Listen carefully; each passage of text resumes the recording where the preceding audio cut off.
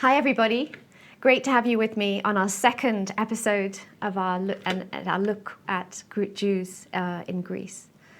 And today we're studying the Jews of Greece at the time of the Byzantine Empire. The Byzantine Empire, or Byzantium, is the term conventionally used to describe the Greek-speaking Roman Empire of the Middle Ages, founded in 330 of the Common Era, and centered around its capital of Constantinople, now, of course, Istanbul. At its greatest extent, the Byzantine Empire covered much of the land, as you can see, surrounding the Mediterranean Sea, including what is now Italy, Greece, and Turkey, along with portions of North Africa and the Middle East. This empire stood until its fall to the Ottoman Turks in 1453. But the frustrating thing is that very little is known about our Jews living under the Byzantines. There has not been many Jewish scholars studying these Jews, nor is there a lot of documentation. All mainland communal archives from the Byzantine period have disappeared. The 19th century founding fathers of modern Jewish historiography tended to discount the millennium of Jewish experience in the climate of the Byzantine Empire. They thought it was not important, viewing it as both intrinsically irrelevant and of no consequence for the understanding of subsequent developments in other parts of the Jewish world. Another problem was the continually shifting borders of the Byzantine world. The invasion of new ethnic elements continually affected the status of the Jews in the areas that the new conquerors came to control. So what I'm trying to say here is that we have a problem regarding the limited number of sources available for our Jews of Byzantine Greece. But what limited sources do we have? Well, I would suggest that we divide them at the beginning into three categories. First of all, official texts, including laws and edicts, that is, acts of ecclesiastical synods or meetings. These suggest that the position of Jews in the empire gradually changed for the worse.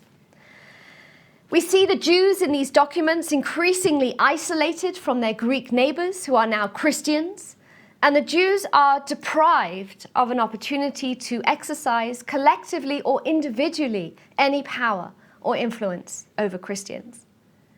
We also have quasi-official religious literature, both by Christians and Jews, including theological and apocalyptic tracts, biblical commentaries and homilies, and a source not to be underrated, liturgical texts, including hymns, piyutim, poems. Lastly, we have personal documents, such as private letters, diaries, shedding a different and, on the whole, more anecdotal light on the subject. And in fact, many of these private letters mentioning Jewish life in the Byzantine Empire have been preserved in the Cairo Geniza. And they date mainly from the 11th and 12th centuries. I want us today to use the combination of these sources to outline Jewish life in the Byzantine period, from the foundation of Constantinople as the capital of the Christian Roman Empire in the 4th century, until approximately the Fourth Crusade that happens in 1204, when the empire receives a near mortal blow at the hands of the Western Christians. During this period, the Byzantine Empire was the most powerful economic and cultural factor in the Mediterranean world. So what about our term Rhomaniote? Why do we call this lecture the Rhomanian Jews of the Byzantine Empire? Well, it's really about the time of 1204, with the coming of the Venetians into Greece, that we really see the use of the name Rhomaniote to describe our Jews of the Byzantine Empire. For they lived in Romania, the Eastern Roman Empire, the last Roman empire to exist. Rhomaniote Jews are even described as having their own language, Yevanic, a Greek dialect that contains some Hebrew, along with some Aramaic and Turkish words. Where are the Jews living at this time? Well, Jews are documented as living in Constantinople, of course, in Salonika, in Thebes, and in Europos and Candia on the island, or which is now modern Heraklion, of course, in Crete. And we see them also living in cities situated along the main waterways of the Eastern Mediterranean and the major land routes, namely the Via Appia that you see here crossing southern Italy, and the Via Egnatia running through the Balkans, and the commercial itineraries of Asia Minor, as well as political and administrative centers. There is a continuous migratory flux of Jews in this Byzantine space. And as a rule, through the entire period, from about 641 to 1204, Jews were uninterruptedly granted freedom of settlement and movement within the empire, which is to say they were not excluded from this Christian socio-economic space. So how should we think about our Jews at this time? I'm going to discuss the following. I'm going to be looking at the coming of Christianity, right? The consequent relationship between state, church, and Jews. How should we define the Rhomaniote, as it were called, the Jews at this time? What was their life like in Greece during the Byzantine period? How did they cope with the loss of the Jews' presence in the Holy Land that had been so central to our Jews in ancient Greece? I talked to you at the beginning about our lack of sources. Why not highlight here the sources we do have? The writings, the travelogue of Benjamin of Tudela, who tells us so much of these Jewish communities in Greece at this time. And of course, Sefer Yosippon. But also, much of what happens in the Jewish history at this time in Greece is to do with the Karaites and their really formation as a result of Islam, and I'll talk more about that later, and how they're going to affect and interact with the Rabbinate, with the main Jews of Greece. So let's start thinking about the Christianization of the empire and what this must have implied. From the early 4th century, the Roman Empire, under the rule of the enigmatic figure of the Emperor Constantine the Great, is slowly transformed into a dominant Christian society. Constantine famously converted to Christianity in 312 CE.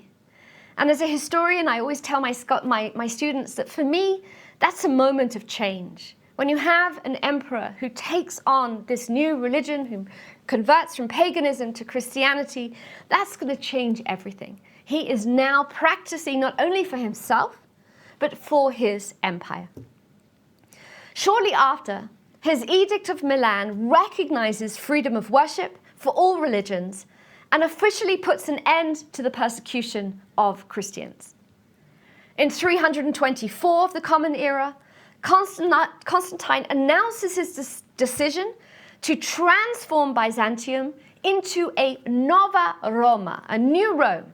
On May the 11th, 330, he officially proclaims the city of Constantinople as the new capital of the Roman Empire.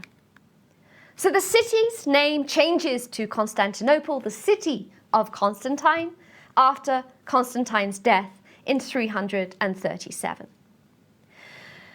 The Christianization of the empire presents an extraordinary opportunity to harness the imperial system in the service of a universal religion, possessing a heritage authority and a well-established missionary and an institutional apparatus coming from Rome. Of course, in the eyes of the Jews, this is going to be a radical change. Jews before as we saw in our first lecture, were tolerated. Now they are living under a religion that is the utter polar opposite to Judaism. Jews had even been granted citizenship under pagan rule in 212 of the Common Era. This is now going to be eroded into second-class citizenship under the Byzantine Christian successors. So in effect, this is the beginning of when Judaism and Christianity face each other. What better way to sense this than in these two women, female figures that stand on so many of the cathedrals in Western Europe, ecclesia representing the church, and synagogue representing the Jews. Synagogue is blindfolded, she can no longer see. It is Christianity that has taken over as the official religion, and hopefully synagogue will see the truth and eventually pass over to ecclesia. And I want us to constantly keep in mind that contrary to what happens in medieval Western Europe, the attitude towards the Jews of Byzantium did not result into a conflict of difference, or let alone sort of an antithetic concepts between the emperor, empire, and church. Things are different in Byzantium than they are in Western Europe. Forceful removal of the Jews from the Christian space that we would know and see, and we've seen in past lectures, England, expulsion, 1290. France, 1322. And of course, Portugal and Spain later. Such sort of forcible expulsion does not happen to our Jews of Greece. It's never suggested as a viable solution in Byzantium as it was in Western Europe. And as a matter of fact, Christianity defined from the very beginning its divergence from Judaism only in terms of scriptural exegesis. But this divergence never resulted in radical opposition. Christianity definitely believed that they were the true Israel, or the Verus Israel as it's called. It believed that it had to prove to the Jews the truth of the Christian faith. And what we do see without doubt, and I'm not denying it, are certain moments of tension, such as the effect of anti-Jewish homilies by angry churchmen who address their flock in church, or disputations that might occur between Jews and Christians, sometimes recorded only in writing, and sometimes formal debates, and many other occasional events, and this is my third point, all of which it would be possible to really list without going into a more detailed micro-history. But what is so different for me as a historian, particularly of Western Europe, is that all of this actually led to a legitimacy of Jewish life in Christian Byzantium. It was not undermined by these occasional bursts of anti-Jewish excitement, nor by the traditions of the Christianized Roman law and the religious ideology common to both emperors and churchmen. But we are still looking at a new discrimination against Jews, and we cannot ignore them. By the 6th century, Jews are denied the right to teach in state universities. They can no longer serve in the army, they can't work in government service, and they can no longer hold public offices. Emperor Justinian, the most famous in his anti-Jewish laws, codifies the Roman law set for his empire, modifying it according to Christian ethics and morality. He legislates against their calendar, against the Jews' study of religious texts, social practices, and even religious beliefs. And his purpose was to harass the Jewish population and encourage it to join the Christian community. Many undoubtedly did over the course of the centuries. Yet despite even the proscription of Judaism, Jews survived, in part due to the efforts of the church, which refused to accept forced converts. And this is huge, meaning that this empire refuses to allow its churchmen to forcibly baptize any of the Jews. This again is different from Western Europe, where Jews are forcibly converted to Christianity on occasions, with popes then legitimizing the forced conversions. We see it in Spain, we see it in Portugal, we see it in the First Crusade in Ashkenaz, and we also see it in France. I'm not saying that there are suggestions that some of the emperors would have liked to actually convert the Jews. And if I list for you here 4 occasions when forced conversion is even reported in the Byzantine chronicles. And this list definitely suggests different moments of that. But if we look at each of these events, we would notice something important. And I'm talking about the events if we look at them in the chronicles. We see that the Byzantine writers who reported these cases are sort of confronted with a usual gap between what is the wishful thinking, the wishful policy of Byzantine empires over the Jews, and the actual implementation on the ground. And what we sense from all this is the struggle of the Byzantine emperors to be seen as some sort of official channel of the Jews' conversion, and yet it never happened. Jews remain in Byzantine Empire throughout this period as second-rate citizens, but nonetheless as citizens and as potential members of the social body. So let's start with a nicer quotation that tells us a little bit about how Jews are feeling in the 10th century. And this is the Nestorian Elijah of Nisibis, who writes, "The Romans tolerate many Jewish inhabitants within their borders, protect them, permit them to worship in public and to build synagogues. The Jew in this country openly declares, 'I am a Jew.' He cherishes his religion, he prays in public, is not called to account for it, nor is he prevented from observing it, and no difficulties are put in his way." So now, let us turn to our Jews and find out more about them in this period. What did Jewish life look like in this new reality? Again, we are limited in our knowledge, but let's try out and draw out from our sources. How do Jews survive in this Byzantine Empire? Here's a depiction of them. Notice again, nothing really derogatory. The middle one certainly looks a little bit angry, but nothing really to suggest any sort of anti-Judaism in this image. Here we have a funeral stele of a Jew, which gives us very clear emphasis of their presence here. Byzantine Jews seem to have been content to occupy what looks like a modest and inconspicuous niche in civilization and economy, whose urban character, in contrast to the situation in Western Europe, was of long standing. Jews are still living in cities. One aspect of medieval Jewish life, which was known before, but which the Cairo Geniza confirms for us, is that by the year 1000, Jewish life is highly urban in the Byzantine Empire. But they are not in economic conflict with the Byzantines in these cities.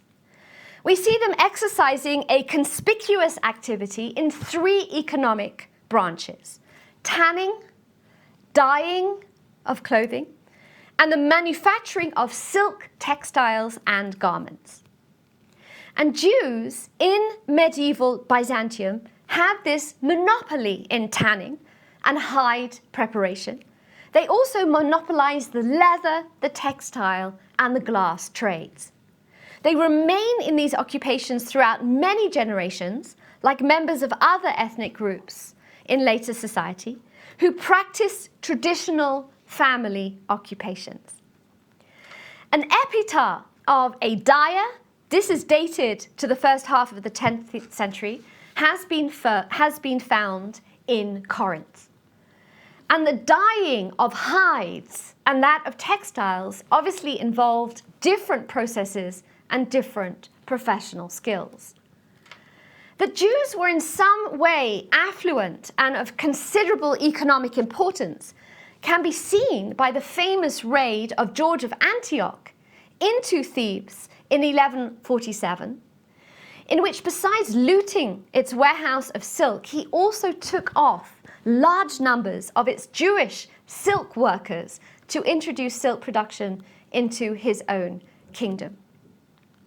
Other Jews, more wealthy Jews, were diplomats and physicians.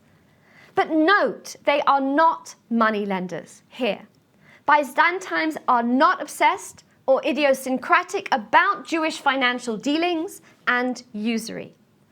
The Byzantine Empire itself was a principal banker and moneylender with a strong monetary-based system of gold, based on gold currency. So we must assume that Byzantine Jews did actively participate in the socio-economic and cultural development of Byzantium. Well, what about the community? Well, Hebrew was re-established, and I mentioned re-established, and I'll come back to this in a moment, as the language of Jewish liturgy and written culture in the Byzantine from the 9th century. From that time, it facilitated communication and transactions between Byzantine Jews and others originating or residing in different cultural milieus. And we know that things were comfortable for the Jews enough for them to create poetry, piyutim, liturgical poetry in Hebrew that was accepted and integrated into the established liturgy with little opposition. These liturgical hymns were composed to accompany sections of the service, of the prayer service, and the order of reading of the Pentateuch, and the accompanying chapters from the prophets, contributing, of course, to the shape of the nature and structure of synagogue ritual for generations to come. We also have poems in Aramaic for joyous occasions and eulogies, with touches of Greek, which doubtless reflected the gap between the lofty style of the Jewish elite and the more common taste and proficiency of the populace. So what we can also sense is how these Greek Jews of the Byzantine Empire are coping well without a temple and the loss of the Jews, or the support of the Jews of the Holy Land, that had been so important to their predecessors in ancient Greece. So let us think for a moment how knowledge is transferred from one Byzantine Jewish community to another. Of course, as I'm sure all of you know, the transference of knowledge in the Middle Ages was always going to be dependent on the trade routes. Travelers carried information, maintained cultural and religious connections between distant Jewish communities. If we also think for a moment about what's going on in the Holy Land at this time, the period between the 4th and the 7th century CE had been one of momentous change for the inhabitants.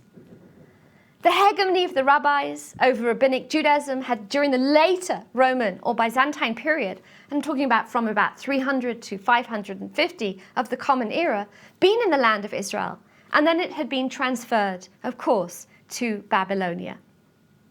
Remember that gradually the Holy Land ceases to be predominantly Jewish.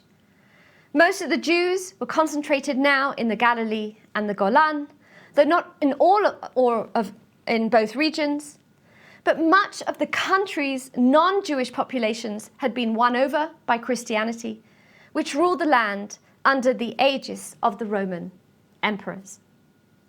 So the void created among diaspora Jews who had previously been under the sway of the Holy Land's patriarchate had to be increasingly filled by the leadership in Babylon, which by the early days of the Muslim conquest in the 7th century established itself as the dominant cultural and political center of Jewry. The end of the Holy Land's hegemony meant that Babylonian center arose and began to govern Jewish society, as we know, a recognized leadership centralized, and vigorous in the form of the exilarchate. I'll just go back here. A diverse and creative world of Torah study is created. And it means that Jews in Byzantine, who are far away from what's going on in Babylonia, begin to rely on their own synagogues to provide a prominent communal focal point that could serve the Jews as a focus of attraction in the diaspora. And this, of course, is the modern synagogue in Ioannina, much based, and before that there was a more ancient synagogue that was probably around at this time. Scholars believe that it was at this time that the importance of priestly members in the synagogue began to take on a more prominent role in the formation of the liturgy. We know that lists of priestly duties were drawn up, which included the names of the various watches or divisions that had served in rotation in the temple and their place of residence, mostly in the Galilee. Who was a Kohen? And what should be his role in Judaism without a temple?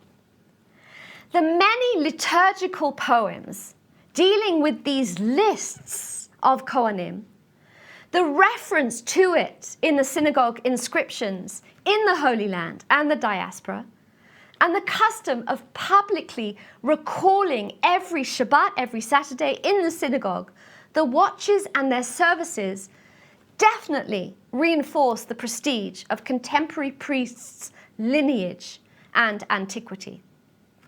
Of course, it also encouraged messianic themes in prayer that envisioned the approach of a new age in which the temple would be rebuilt and its cult reinstated. So the importance of really connecting back to the priests and the Kohanim is giving the Byzantine Jews a sense of purpose and identity with those who had done the ancient work in the temple. And finally, here it seems that Jews continued to study their Hebrew texts in Greek, as I said, only until the 9th century. There is a curious silence on this subject in medieval Jewish writings. No Jewish source refers unambiguously to the use of Greek biblical versions by Jews in Byzantium.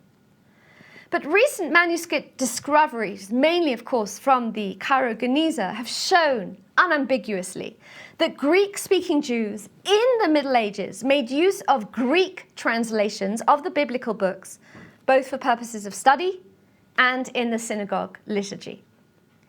These translations were not a creation of the Middle Ages, but were part of a living tradition going back to the ancient Greek versions. Thankfully, by the year 800, the situation changes. From the year 800 on, there is increasing evidence for the use of Hebrew.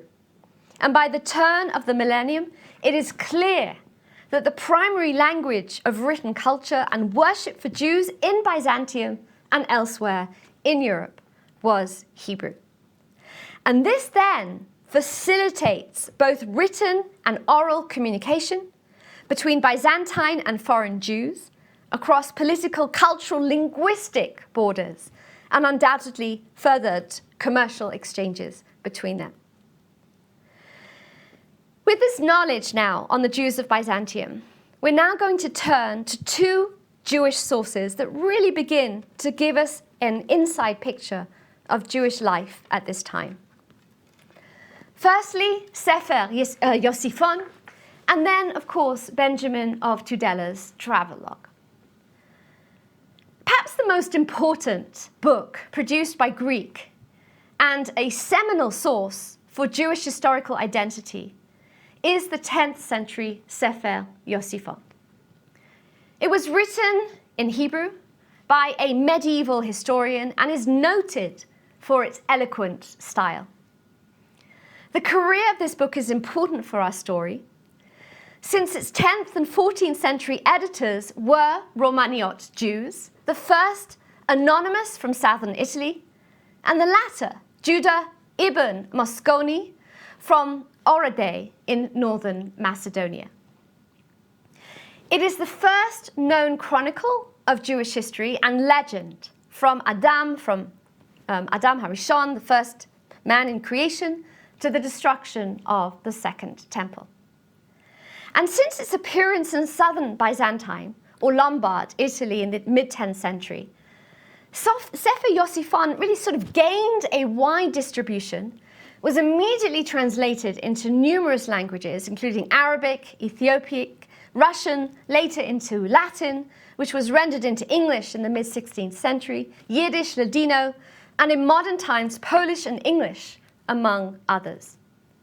Subsequently, it became the most frequently published source for the Jewish recollection, of the Second Temple period.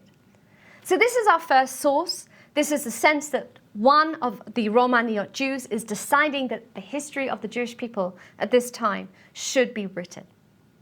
But our second source is so much more relevant for finding out more about our Jews of Greece.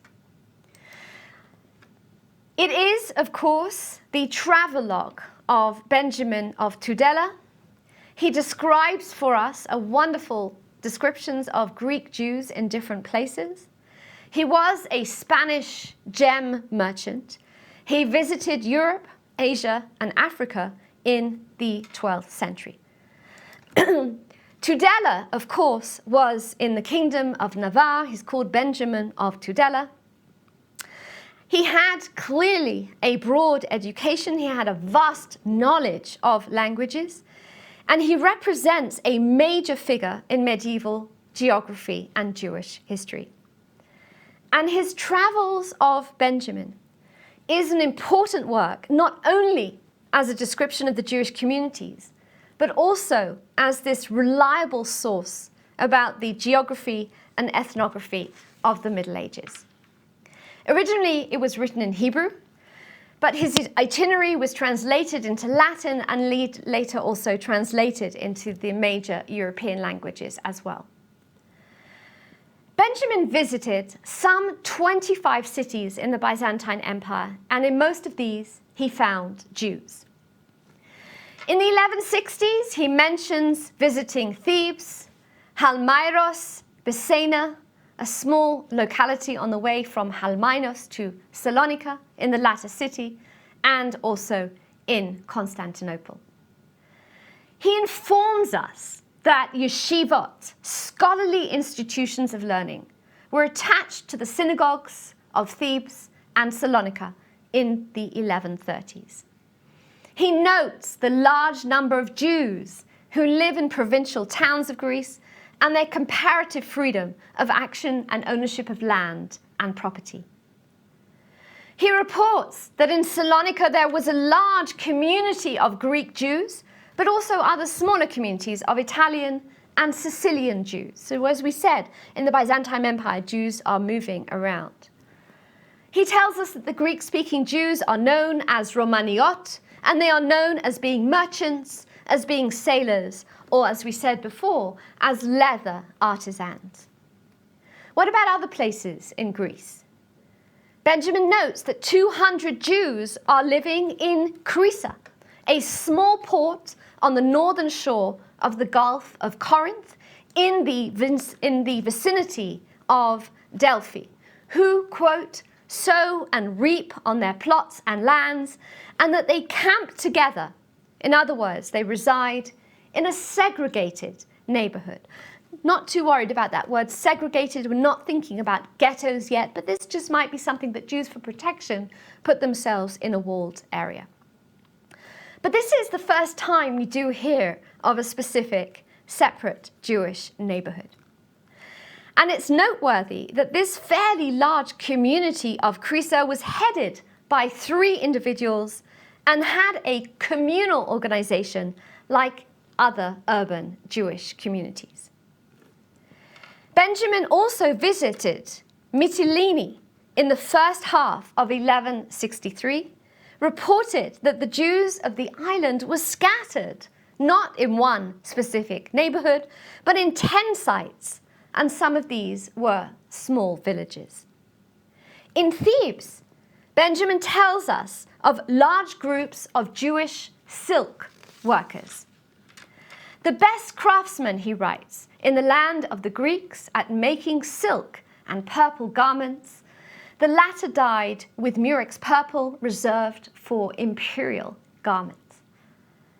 And we now think that as many as 2,000 individuals were active in the various branches or sectors of the silk branch. And it is likely that the first Jews engaging in silk manufacture in Salonika and Thebes came from Constantinople or other Byzantine sites, where Jewish silk workers had been working for centuries. Finally, in Rhodes, he mentions a community of some 500 members led by 2 rabbis. So we see Jews who've learned to accommodate Christianity, who are clearly very successful in what they do, providing services, particularly for maybe churchmen with the imperial garments and others as well. So now let's turn to another aspect of our Jews in Greece at this time, which is the fascinating development of Karaite Judaism. So was Karaitism, and what does it tell us about Greek Jews? Well, let's go back a little bit and think more generally for a moment. Obviously, we all know that the Jewish religion in the Middle Ages was organized around the observance of laws from the Torah, from the 5 books of Moses. But there were many divisions and disputes among medieval Jews. They did not all agree with each other, but all of the groups agreed that they were observing the laws set down by Moses.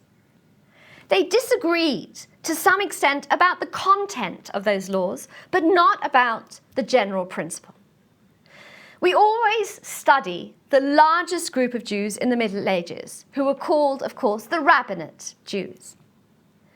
These were Jews whose religious leaders were called rabbis, hence the name, and whose interpretation of Torah laws and of the Bible generally had been developed over the centuries of Roman rule by previous rabbis and set down in works such as the Talmud and the Midrashim. During the Middle Ages, the Babylonian hegemony of the rabbis spread throughout the Jewish world. But there was always going to be a group of Jews who did not have rabbis as leaders or known rabbinic traditions, and who observed different sorts of Judaism. In the early Middle Ages, these groups are mostly not well documented at all, and we can hardly do more than guess at them. Eventually, they mostly disappeared as rabbinic Judaism spread. But there are 2 well-defined groups which still exist today in quite small numbers, and they are the Samaritans and the Karaites. Briefly, the Samaritans were a very ancient group, visible already in the last book of the Bible, centered around the city of Samaria in what is today the West Bank near Nablus or Shechem. They have their own customs, interpretations of the Torah, indeed their own text of the Torah, which is slightly different from that of other Jews. They survived rather quietly through the Middle Ages, and we will have little to say about them. But the Karaites, by contrast, were a fairly important group for hundreds of years, particularly in the geographic location that we are studying, and definitely gave the Rabbinites a run for their money. Why were the Karaites different from the Rabbinate Jews? To repeat, Rabbinites, Karaites, and Samaritans all agreed that the laws of the Torah were the continuing basis of Jewish life, or God's law had been revealed to Moshe. But the Karaites' rallying call was that they were true to the Torah and the Bible and rejected some of the far-fetched biblical interpretations of the rabbis. The first initial dissidents were proto-Karaites, or Karaites in Iraq and Iran in the 8th and 9th centuries, under such leaders as I've named here, Anan ben David and Benjamin al-Nahaveni.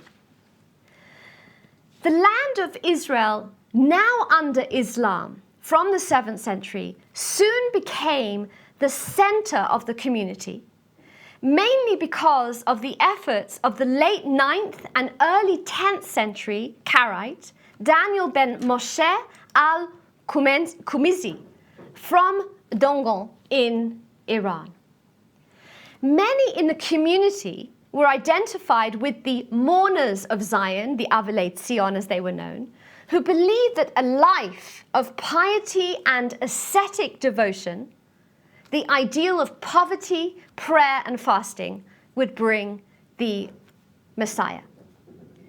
Pilgrims come at this time. It's easier to come into the Holy Land when it is run by the Muslims. They visit the Holy Land in the best spirit of ancient Jewish tradition, and students will travel to the Bakhtawi Academy in the Karaite quarter of Jerusalem in quest of learning.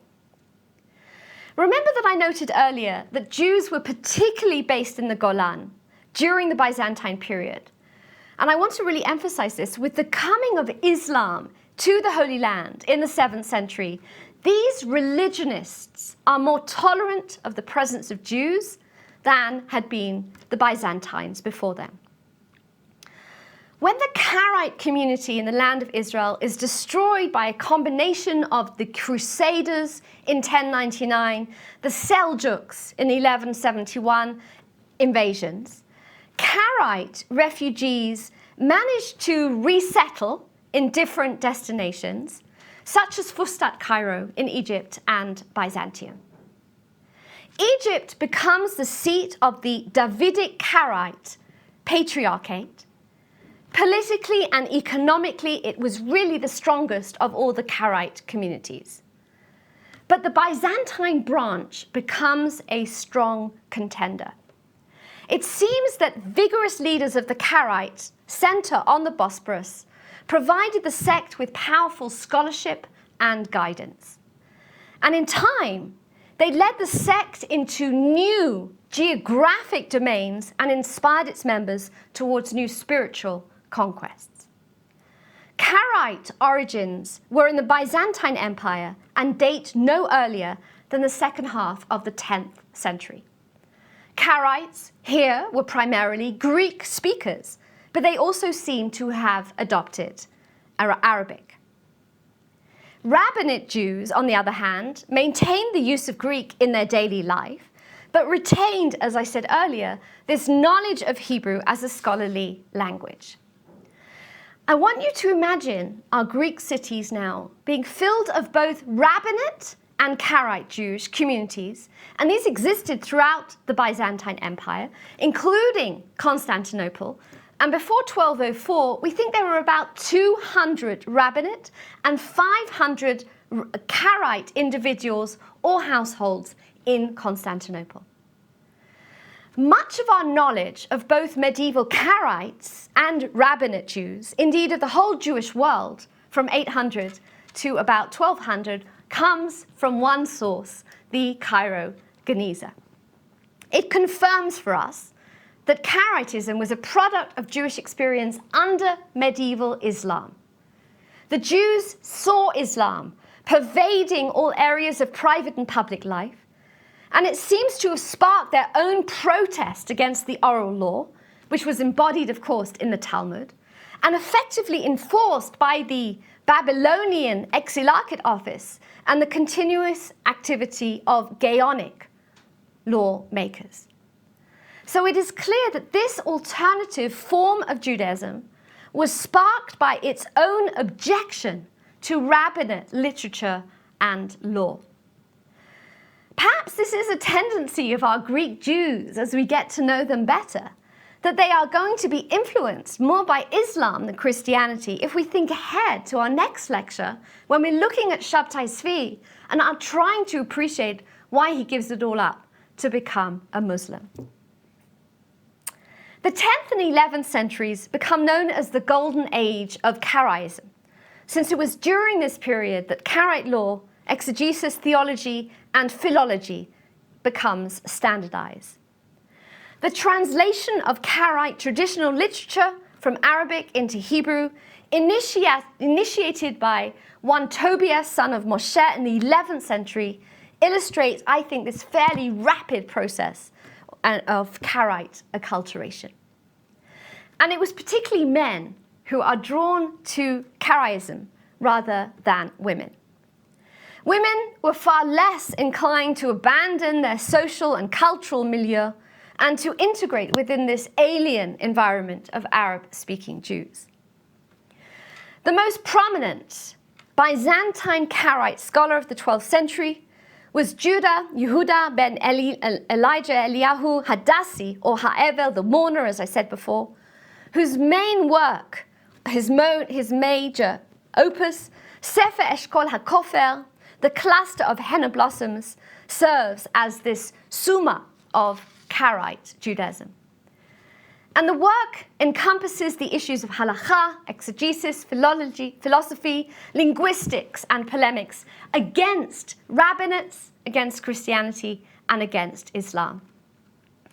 This sort of eclectic treatise represents most of the Karaite and Rabbinate legacy used by Byzantine Karaites over the course of more than 250 years.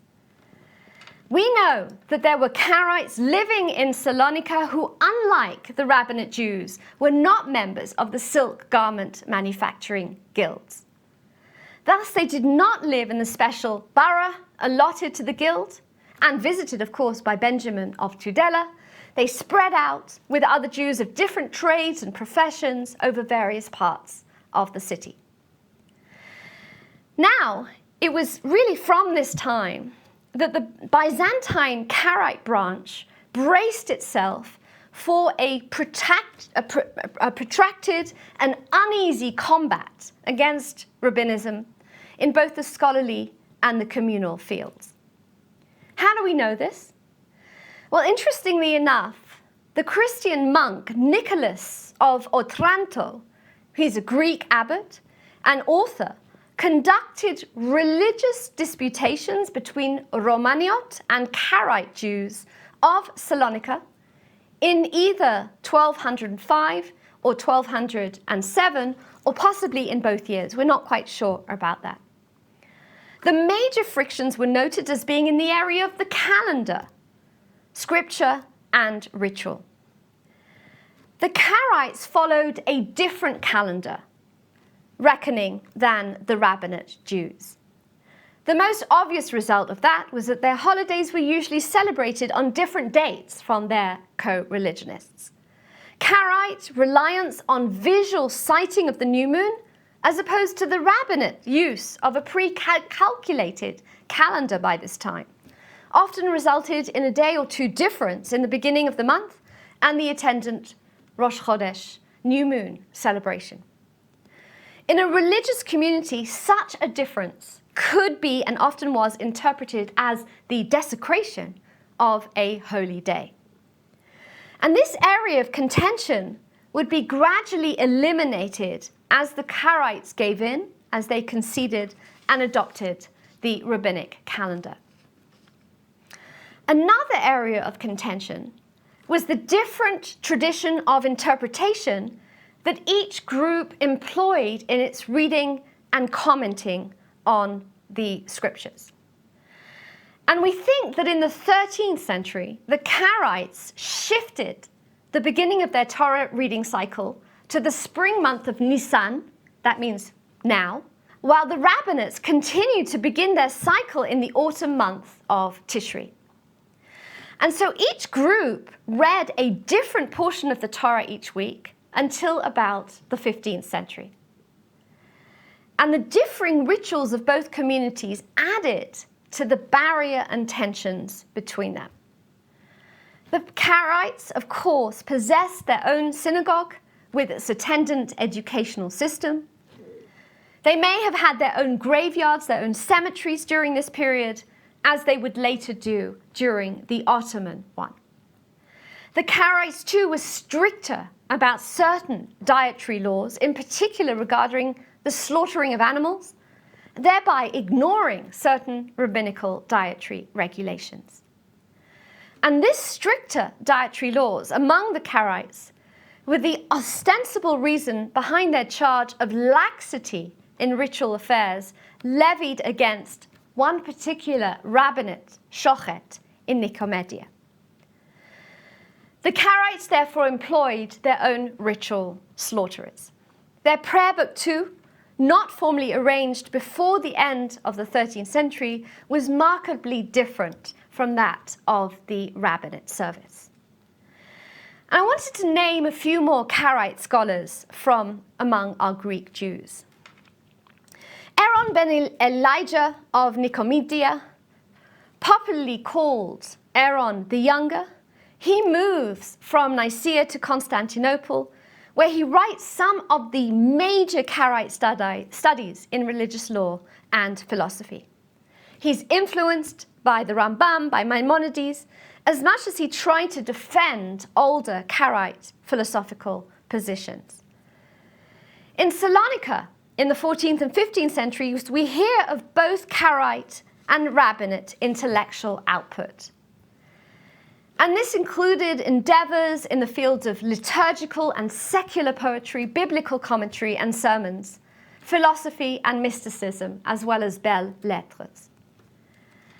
The 15th century Elijah Basiaki of Constantinople wrote Aderet Eliyahu, the cloak of Elijah, a kind of sort of Karaite Shulchan Aruch, which serves Karaite believers until today. And in terms of Rhomaniote works written in Greece, we should note the compositions of Rabbi Isaiah ben Yosef the Greek, also sometimes referred to as Rav Isaiah from Thebes. Unfortunately, these are mostly buried in manuscript form and are still awaiting analysis. His works were composed sometimes towards the end of the first third of the 14th century and are not all extant, since he himself mentions works of a seemingly Kabbalistic nature that we do not possess. Besides Rabbi Isaiah, Rhomaniote Jewry and Karaite Jewry produced two other prominent intellects in the second half of the 15th century, and each was born at the beginning of the last Byzantine generation in the capital. We have the rabbinate Mordechai Komatiano and the Karaite Kalev Afendopoulos. Both studied in Adrianople during their youth, the former unwillingly, the latter perhaps more appreciatively, each however returned home soon after the Ottoman conquest. The rabbinate Rhomaniote Mordechai Komatiano has left a legacy of some 15 works on astronomy, on grammar, biblical commentaries, and piyutim. Komatiano also earned the respect of the Karaites by accepting them as his own pupils, and this really is the huge difference, a coming together of Karaites and Rabbinates, a clear indication that the two groups could indeed get on and interact. And a pupil of Mordechai Komatiano at Adrianople was this Kalev Afendopoulos. He attained great proficiency in science, and while lacking depth and originality of thought, distinguished himself by prolific literary production based on his large library that included rare manuscripts, partly bought and partly copied by himself. He continued Aderet Eliyahu, Elijah's Mantle, a work on Karaite law left unfinished in his charge by his teacher, Elijah Basiaki, who I mentioned earlier. And Afendopoulos' own works give a fair insight into the erudition of the Karaites. Fragments only of many of them have been brought to light. Moreover, it is really from this period that the Rhomaniotes really finally reach a modus vivendi with the large Karaite community that had for centuries been problematic for them, and a comfortable coexistence is finally established. So let's conclude this period of Byzantine Jewry. Overall, over this first millennium, we can confirm that moments of persecution were exceptional, and in general, Jews are allowed to live, survive, maintain their own communities with infrequent interruptions and edicts. Jews are not exiled or persecuted continually. And I'd like to end by taking a look at the Jew in Byzantium versus the Jew that we've seen in Western Europe on previous occasions, but also earlier in that Ecclesia Synagoga image. The lack of documentation is made even more apparent and acute by this depiction of tefillin on the heads of the Jews in Byzantine art. It cannot be a chance appearance, because the example of the Jew with his tefillin are too frequent in Byzantine art. The Byzantine artists are not confusing the tefillin with a crown or a decorative headgear, since the depiction, and I hope you will agree with me, is far too precise. It is not related to a text, as no discourse on tefillin appear with the depictions. What we know is that rabbis and scholars continually wore tefillin during the day, later on in time, and their examples are well known and documented. Distinguished by their piety, they were recognizable and sometimes endangered by that sign. We don't know who the figures represented here were, but I hope you will agree with me that there are no aggressive connotations here in this image of Byzantine Jews. The Jews in Byzantium and in Byzantine art were definitely not the Jews that were depicted in Christian Western art at this time. The Byzantine figurines were signs, echoes perhaps, of a symbolic language representing their more accepted presence in the Byzantine Empire. Thank you.